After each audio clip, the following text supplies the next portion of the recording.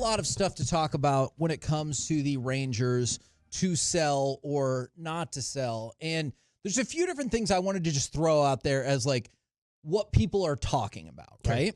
Okay, so Cam Cauley and Anthony Gutierrez, two of the Rangers' top 11 picks, or excuse me, two of their top 11 prospects in the system were both removed from games. And whenever that happens, obviously tongues start wagging and you start wondering. Foskey wasn't playing. Yes. Who did we trade for? What was the move? What was this? You brought up the Bob Nightingale thing where opposing GMs expect the Rangers to be sellers at the deadline with Scherzer, Lorenzen, Heaney, Robertson, Yates, all being made available.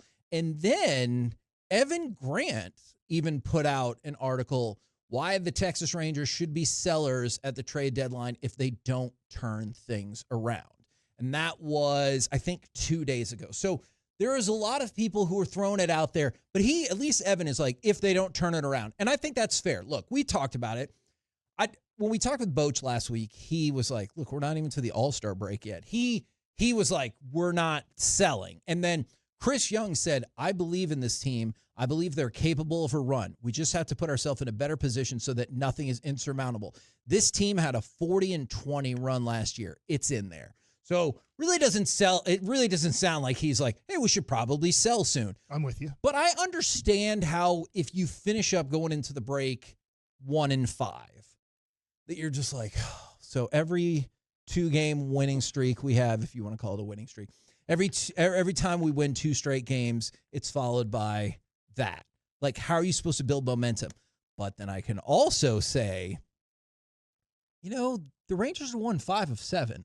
They just had a sweep, and then they go 5-1 to close the stretch. So if you tell me they went 10-3 going into the All-Star break, I think I'm like, no, I don't want to sell anything. Buy. Bring me more because we're back in this.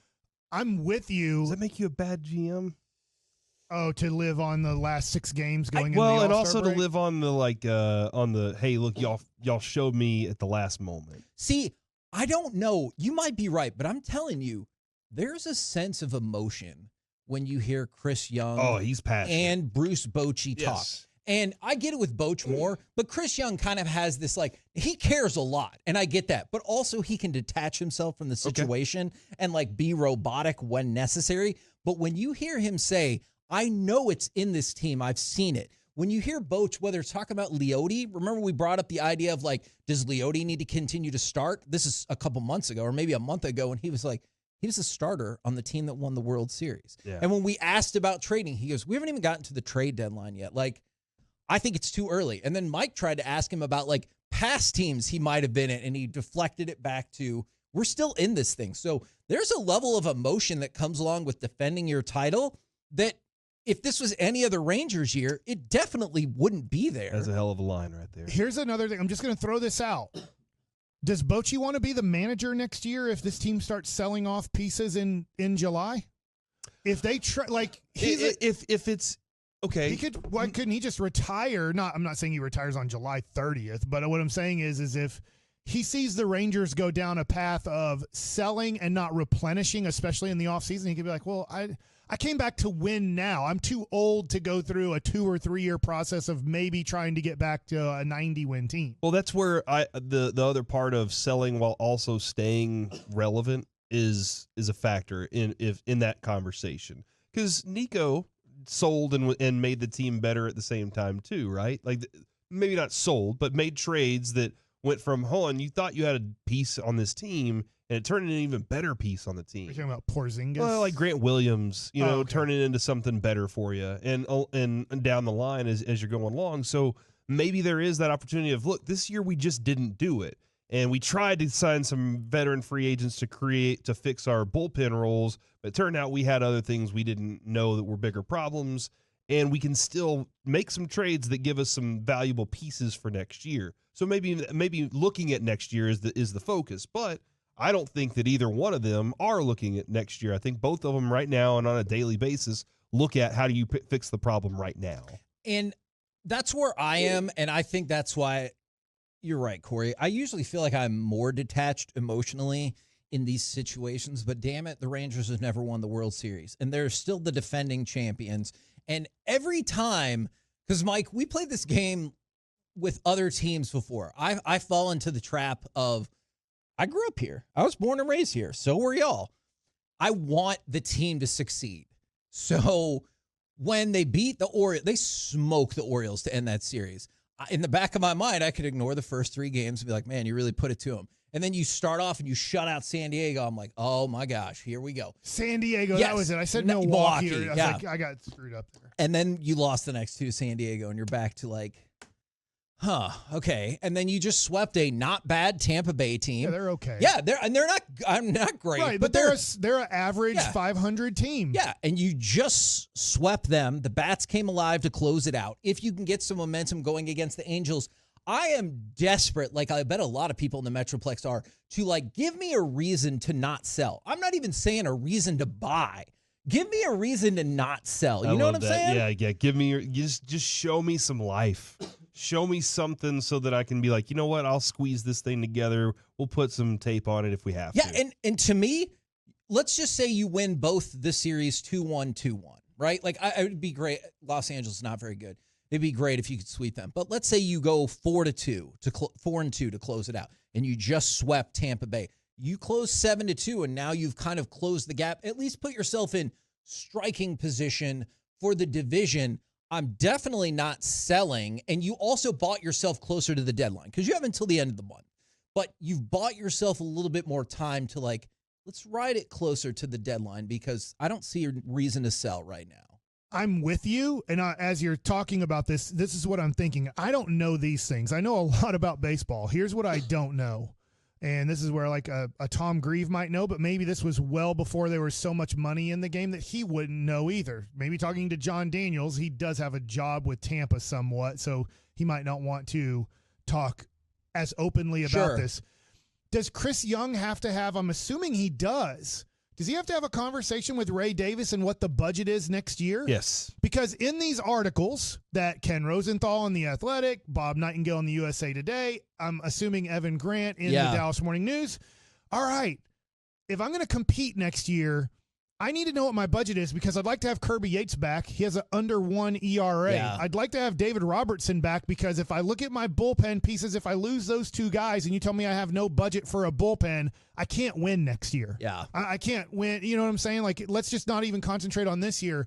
But I need to ask the question on, can I re-sign Yates? Can I re-sign Robertson? Can I re-sign? I think I'd like Michael Lorenzen back as of today. Yes. Yeah. Like, that's a heck of a pickup that you've had. Andrew Heaney's having a very good year. I'm not saying I need these guys on 5-year deals, but I look at my farm system and I look at it and go, I don't have replaceable pieces right now for those guys. As of July 1st or July 8th, I do not have a minor league system that can replace these guys if I lose all these guys at free agency. Now, Max Scherzer, maybe you let him walk in a way that you're just like, I'm scared of his future as in his age and his history but Michael Lorenzen and Andrew Heaney look like they still have years left, and Scherzer's throwing great right now, and maybe you get a better indication, but I'm going to need in the offseason, I'm just looking at this from a really competitive standpoint on where I'm at. I'm going to need at least $30 million, if not $50 million to spend on my 2025 team. And if I get I have no clue. If Ray Davis says, once again, this is all just speculation, is if Ray Davis says, no, I want to cut the budget $30 million, I have to trade all these guys. Yeah. Does that make sense? Yes. Like that would be like Chris Young going, I don't want to do this. Or do you just make this one last run and then you go into 2025 and go, I'm selling off. If anybody brings me the right offer for Corey Seager, I'm trading Corey Seager. I'm not like, because if I start getting a budget that is so cut, then I have to start going, well, then I have to have such a small budget. So I feel like Ray Davis and Chris Young, and they probably have these conversations all of the time. Every single time they talk. But like, we don't know this as fans. I don't know this as covering the Rangers, but these are relevant to selling or buying or holding in the next 3 weeks is what is my budget in 2025? And then does Ray Davis go, another theory we just talked about, does he go, I have no clue what my budget is. I have 0 TV contracts available in the next 5 years. That's where I was about to head. Okay. I do wonder with Ray Davis is if it is, I have different ideas than you, but I really want to see something too. Maybe he needs to see something that's going to change his mind on what his budget is. And that's where it gets a little tricky, if I can toss it into this then. By the way, for the record, I firmly believe they would have eventually re-signed Jordan Montgomery, where you saw when the market got to, if they hadn't have had to change their TV deal. I know the Rangers were concerned about some of his long-term metrics. Here's where it gets tricky. The trade deadline is, I believe, 5 o'clock on July 30th. That next Diamond Sports Group, and if you wonder like why we keep talking about the legal part of it, and you're like, this is like a damn crime show or something, is because it is relevant to the TV deal. That next hearing where I think they're going to decide whether or not this thing has legs going forward is July 31st. And so think about it. Bad timing. And think about it. Their ownership group might have talked with whoever. Let's say Apple decided, hey, we're going beyond Friday Night Baseball. We're getting in this all the way, and we want to be in the Texas Rangers business. Or say they talk with whoever, and they're like, we got this one deal where we know we'll get $80 million a year. We got another deal. We might be able to make up to $110 million a year. Or we might lose in the court case, and Diamond might continue, and we might be stuck where we're at right now with this renegotiate. Like, there's any number of things that could happen, and if you're not going to get news from that, best case, until the day after the trade deadline, that's tough for budgetary purposes. It's tough to go, well, I hope this works out the way we want it to tomorrow. Yeah, and you would think, oh, those guys they're very well, connected to that case and everything. I have a friend who had a very big case that he was dealing with right up to the last minute, thought he was going to lose it, and then he won. Yeah. And then guess what? Things got pushed afterwards. Yeah. So, like, what are you supposed to do? Tell the judge, hey, we got the trade deadline coming up? we need to know this stuff so we can get. No, they don't care. They're doing it on their clock. So, yeah, there's a lot that Ray Davis needs to decide. Is he doing this thing as a look? I run this as a business again. This is a business and strictly a business, and I'm worried about the bottom line more than anything else. Or, hey, man, I really do have this thing built for fans, and that's what we're going to build this foundation on, because the fans will keep showing up. They'll keep buying tickets. They'll keep buying merchandise if we keep putting a winner out there. This is where I struggle to tell you what I really think is going to happen. Because like whether you agree or disagree with us, I like to think that we all tell you like legit what we think is going to happen. Part of me wants to be like, surely there's a year exception to defending the title. And then the rest of my brain's like, well, what's that based on? Because businessmen are always like, that's fine. We'll give away some money because it's the right thing to do. Where is the precedent for that throughout American history, or really world history? So every time I tell myself, well, it's different this year, but why? Because I want it to be different?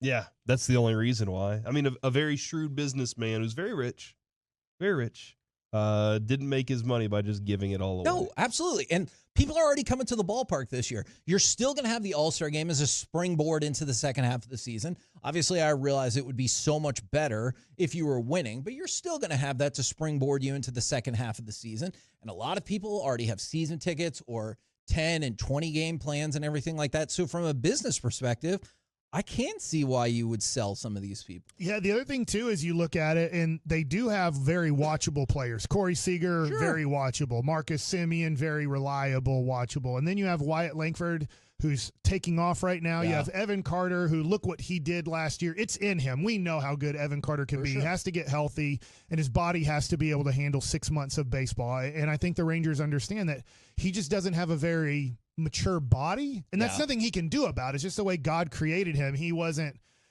built maybe for 6 months of baseball so far. If you look at from age 18 to 21, he's really struggled to stay healthy because of the stress of 140 to 160 plus games.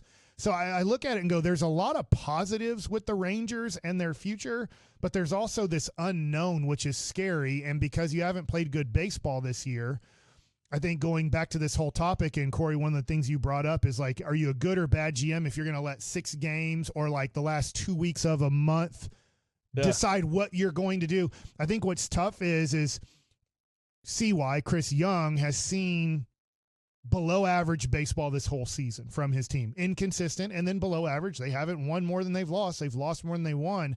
is that now he's wanting, I think just like us, he's wanting the hopium of like, give me something. You guys just gave me something at the end of this homestand.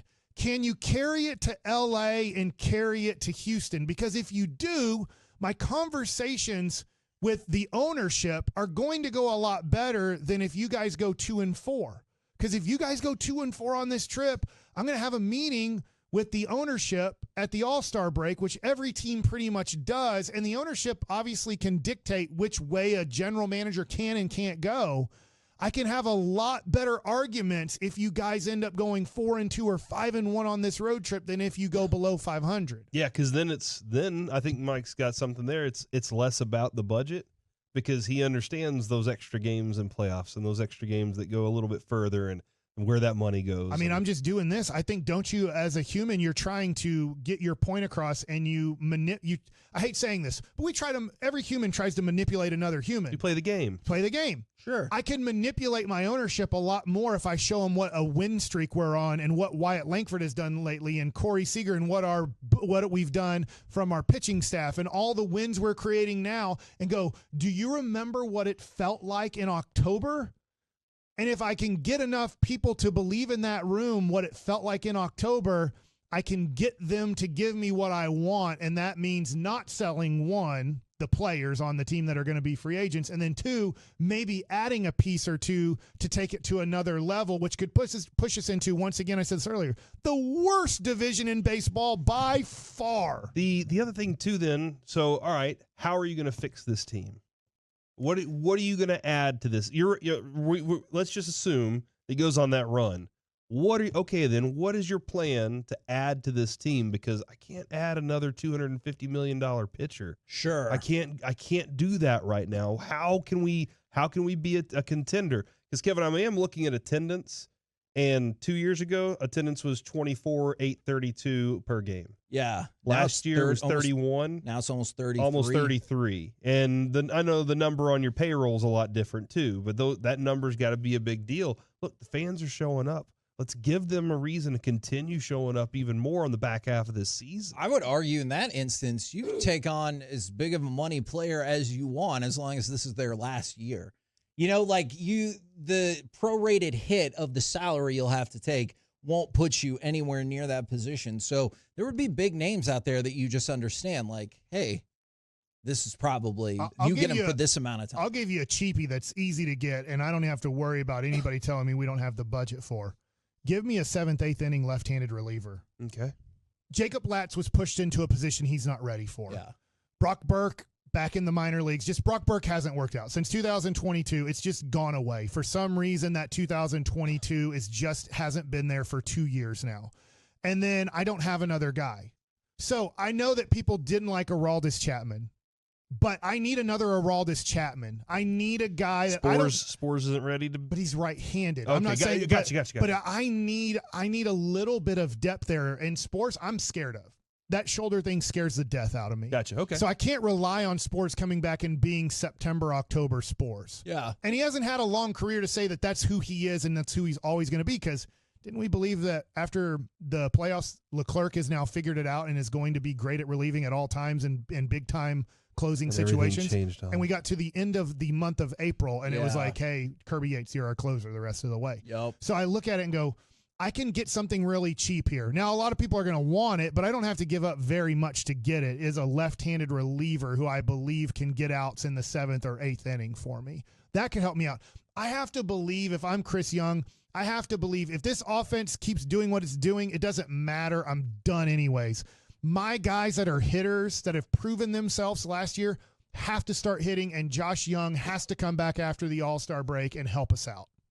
And just, if none of that happens, keep an eye on, in addition to the names we threw out there, Nathaniel Lowe and Adolis Garcia. Just keep an eye on them. You never know what could happen. But if all of that happens, oh, hell yeah, then we're going to go win the whole damn thing again. Agreed. If you make it, you can do it. Because if you make it, we're going to assume this. Scherzer stayed healthy throughout this run. Because we are going to have to go 40-20 here pretty soon. And so if you go 40-20 in your next 60 games, which needs to happen now, to be honest. So if you do that, then probably Max Scherzer stayed healthy throughout that time. Nathan Eovaldi's pitching his, butt off, I guess. Lorenzen staying Lorenzen. Andrew Heaney staying Andrew Heaney, and we're scoring runs for him all of a sudden. You get back Malley, and he's throwing the ball pretty well. Your bullpen is closing down almost every game because you're on a 40-20 stretch. And your offense had to pick it up and started averaging 5 or more runs again like they were able to do for 162 games last year. So if you do that and you make it, even if it's against Baltimore, I won't even throw DeGrom out there yet. But if you get Eovaldi and Scherzer and whichever guy you want to pick as your third starter, teams are going to be crapping their pants going, you got to be S-ing me. Yeah. Like this team that stunk for the first 90 games of the season, all of a sudden in their last 70 games went, let's say, 45-25 and snuck into the playoffs.